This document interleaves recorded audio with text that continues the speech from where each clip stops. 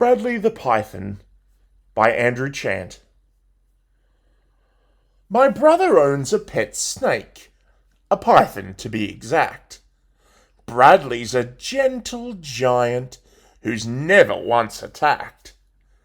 Now, it would be true to say my bro's not very bright, and just the other day he thought to let Bradley out at night. The exercise will do him good.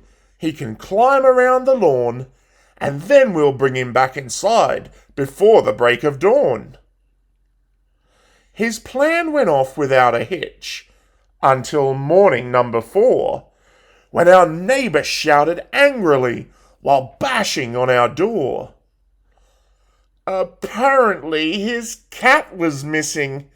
Our neighbour was having kittens, until my brother promised him that we'd help him search for mittens.